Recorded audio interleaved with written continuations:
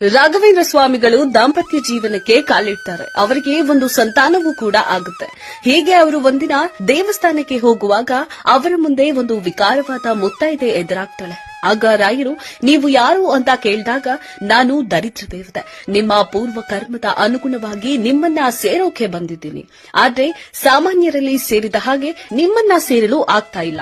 ಹಾಗಾಗಿ ನೀವು ಅಪ್ಪಣೆ ಕೊಟ್ರೆ ನಾನು ನಿಮ್ಮಲ್ಲಿ ಬಂದು ಆಶ್ರಯ ಪಡೀತೀನಿ ಅಂತ ಕೇಳ್ಕೊಳ್ತಾರೆ. ರಾಯರು ಕೂಡ ಒಪ್ಪಿಗೆಯನ್ನ ಕೊಡ್ತಾರೆ. ಹಾಗೆ ನೀನು ಎಲ್ಲಿಯವರೆಗೂ ನೆಲೆಸ್ತೀಯಾ ಅನ್ನೋಂತಹ ಪ್ರಶ್ನೆಯನ್ನ ಮಾಡ್ತಾರೆ. ಅದಕ್ಕೆ ದರಿದ್ರ ದೇವತೆ ಹೇಳ್ತಾಳೆ, ನಿಮ್ಮ ಹೆಂಡತಿ ಬಂದು ನಿಮ್ಮ ಬಳಿ ಗುರುಗಳತ್ರ ಹೋಗೋಣ ಬನ್ನಿ ಅನ್ನೋವರೆಗೂ ನಾನು ನೆಲೆಸಿರ್ತೀನಿ. ಆದ್ರೆ ಈ ಗುಟ್ಟನ್ನ ಅವಳಿಗೆ ಹೇಳಕೂಡದು ಅನ್ನೋ ಮಾತನ್ನ ಪಡೆದು ರಾಘವೇಂದ್ರ ಸ್ವಾಮಿಯಲ್ಲಿ ನೆಲೆಯಾಗ್ತಾಳೆ. ಅಂದಿನಿಂದ ರಾಘವೇಂದ್ರ ಸ್ವಾಮಿಗಳಿಗೆ ಅನೇಕ ಕಷ್ಟಗಳು ಎದುರಾಗ್ತವೆ. ದಿಕ್ಕೆ ತೋಚದ ದಾರಿದ್ರ್ಯ ಜೀವನವನ್ನ ನಮ್ಮ ರಾಯರು ಅನುಭವಿಸುತ್ತಾರೆ. ಒಂದು ದಿನ ರಾಯರ ಪತ್ನಿಯ ಕನಸಲ್ಲಿ ರಾಯರ ಪರಮಗುರುಗಳ